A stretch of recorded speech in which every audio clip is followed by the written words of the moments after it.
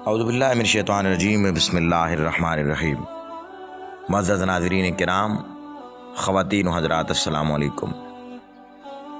آج کی اس ویڈیو میں اسلامی تاریخ کے ایک بہت اہم باب عرب کے اخلاق و عادات کے اعتبار سے اور عرب کی اقوام و قبائل کے اعتبار سے تقسیم کے حوالے سے گفتگو کریں گے۔ ناظرین کرام، ویڈیو کے اگلے حصے کی طرف بڑھنے سے پہلے ہمارا چینل ضرور سبسکرائب کیجئے، بیل آئیکن کے بٹن کو دبائیے تاکہ آنے والی ویڈیوز اور آنے والی معلومات آپ تک بر وقت پہنچ سکیں، اور کومنٹ کرنا نہیں بھولیے گا تاکہ آپ کی قیمتی آراء اور تجاویز ہم تک پہنچ سکیں۔ ناظرین، آگے بڑھتے ہیں۔ اخلاق و عادات کے اعتبار سے عرب کو 3 حصوں میں تقسیم کیا جاتا ہے۔ یہ 3 طبقات 3 تمدنی اکائیاں ہیں، یعنی 3 یونٹس ہیں جن کا عمیق مطالعہ عربوں کے تاریخی، جغرافیائی اور عسکری پس منظر کو سمجھنے کے ساتھ ساتھ ان کے خصائل و خصائص کو جاننے میں ممد و معاون ثابت ہو سکتا ہے۔ ناظرین، تقسیم کی طرف بڑھتے ہیں۔ پہلی قسم بدوی ہے، دوسری متحضر ہے اور تیسری حضری ہے۔ پہلی قسم بدوی کا مطالعہ ہم کرتے ہیں اور آپ کے سامنے اقتباس عرض کرتے ہیں۔ یہ وہ خانہ بدوش تھے بدوی جو کسی ایک جگہ مستقل رہائش پذیر نہیں تھے، بلکہ جہاں کہیں انہیں زندگی کے آثار نظر آتے وہیں خیمہ نصب کر دیتے۔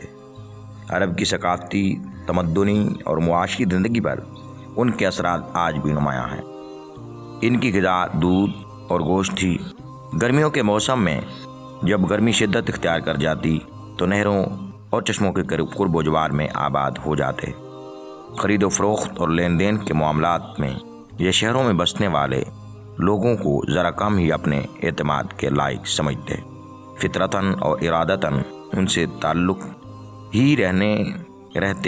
لا تعلق ہی رہتے اہل شہر کو بددیانتی اور مکر و فریب کے مترادفات میں شمار کرتے، کیوں کہ ان کے اپنے مزاج میں کھڑپن کا عنصر بڑا نمایاں تھا اور وہ اس پر فخر بھی کیا کرتے تھے۔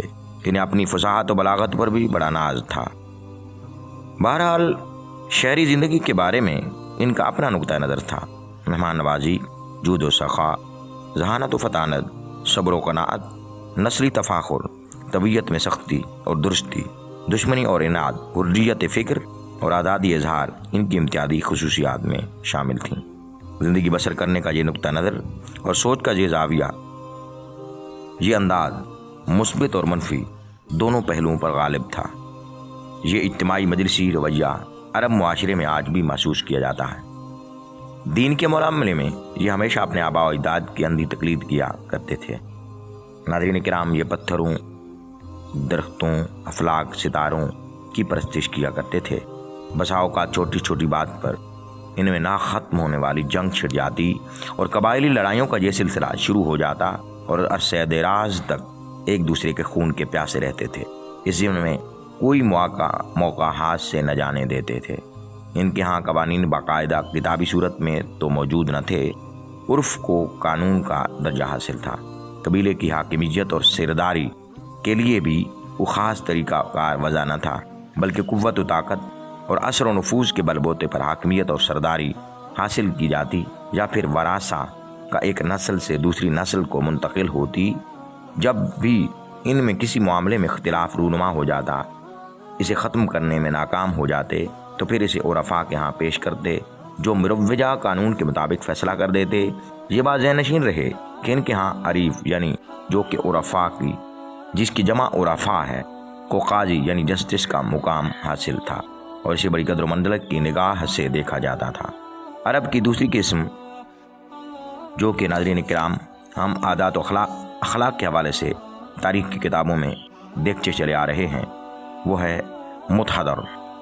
یہ اپنی عادات و اخلاق، تہذیب و تمدن، عبادات و معاملات، رسوم و رواج میں بدوؤں کی طرح کے ہی تھے، سوائے سامان معیشت کے ان کے پاس بڑی وافر اور کثیر مقدار میں تھا۔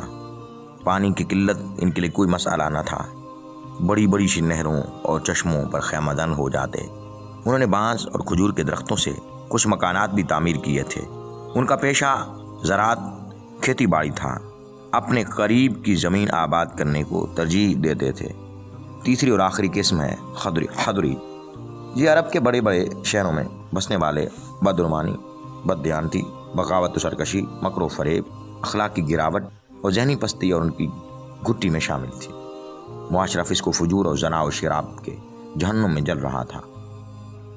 शरफ इंसानी की हर कदर को पांव तले रोंदा जा रहा था। तमीज़ खैर शर का हुनर बाकी न रहा था। नेकी और भलाई का फर्क मिट चुका था। सिमाजे जाहो मनसब और मालो दौलत की हवस का शिकार था।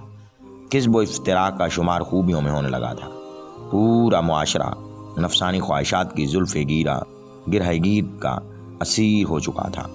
दीनी और अखलाकी अक़दार को पस से पुष्ट डाल चुका था। आसमानी मदाहिब की तालीमात बिल्कुल मस्ख़ हो चुकी थी। उनकी अक्सरियत अपनी मजालिस में उरियानी और फ़हाशी पर मबनी कलाम को सुनती। कोई उनको रोकने टोकने वाला न था। यहाँ तक कि फ़हाशी और उरियानी उनके कौल व फ़ेल में रच बस चुकी थी। अक़वाम कबाइल के एतबार से जो तकसीम है, मुअर्रिख़ीन अरब ने अरब को अक़वाम कबाइल के एतबार से इब्तिदाअन दो ग्रोहों में तकसीम किया।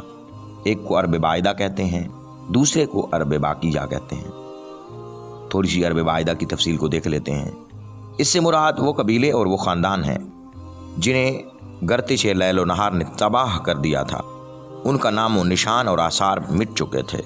उनके बारे में सही तारीख़ी मालूमात भी हमारे पास मौजूद नहीं हैं, सिवाय इनके कि इसके हम उनके नाम जानते हैं जो हमें समावी कुतुब और अरबी अशआर में मिलते हैं। उनके फना होने वाले मशहूर कबाइल आद, समूद, तसम और जदलैस और जरहमुल ऊला हैं। बाद अरब मुअर्रिख़ीन का ख्याल है अरब बाइदा के कबाइल बिल्कुल तबाह नहीं हुए, बल्कि उनकी नस्ल मौजूद है जिन्हें तारीख़ में अमालिका के नाम से जाना जाता है। अरब की दूसरी किस्म अरब बाक़िया है।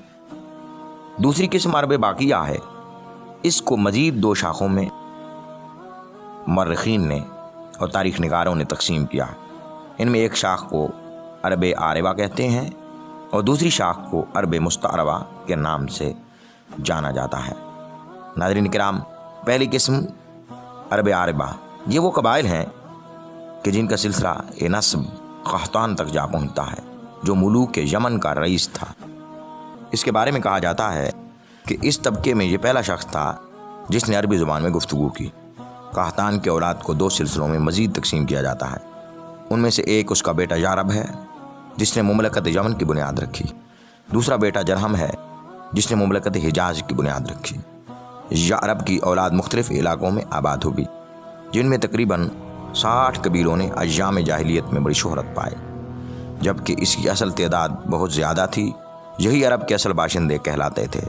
उनमें सबाईयीन, हुमैरियीन, यमीनीयीन और कल्बीयीन कबाइल के काफ़ी शोहरत हासिल की।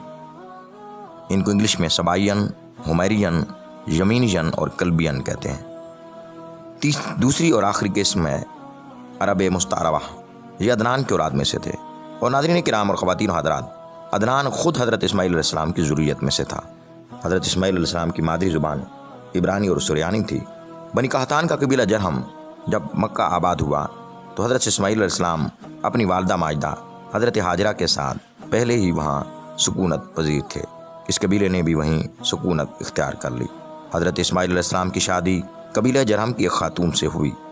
इसी कबीले ने से आपने और आपकी औलाद ने अरबी ज़ुबान सीखी, जिसकी वजह से इन्हें मुस्तअरबा कहा जाता है।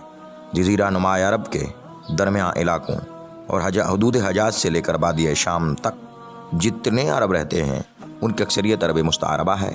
या ये वो लोग हैं जो यमन से तबाहकुन सैलाब की वजह से तर्क वतन करके यहाँ आबाद हुए। हज़रत इस्माईल अलैहिस्सलाम के 12 बेटे थे, जिन्होंने बाद 12 कबीलों की शक्ल इख्तियार कर ली। उनमें से कबाइल अदनानीयीन, मादीयीन, मफरीयीन, कैसीयीन ने बड़ी शोहरत पाई। इसको इंग्लिश में अदनानियन, मादियन, मफरियन और कैसियन के नाम से मकबूलियत हासिल है। इस इक़्तिबास को मैंने अत्तारीख़ुल कवीम जिल्द 1 صفحہ نمبر 45 اور 46 سے آپ کے سامنے عرض کیا۔ ناظرین کرام، آخر میں پھر درخواست کروں گا کہ ہمارے چینل کو ضرور سبسکرائب کیجیے تاکہ آنے والی ویڈیوز آپ تک پہنچ سکیں، اور آخر میں کمنٹ کرنا مت بھولیے گا تاکہ آپ کی قیمتی آراء اور تجاویز ہم تک بر وقت پہنچ سکیں۔ میں آپ کی سماعتوں کا شکریہ ادا کرتے ہوئے آپ سے اجازت چاہوں گا۔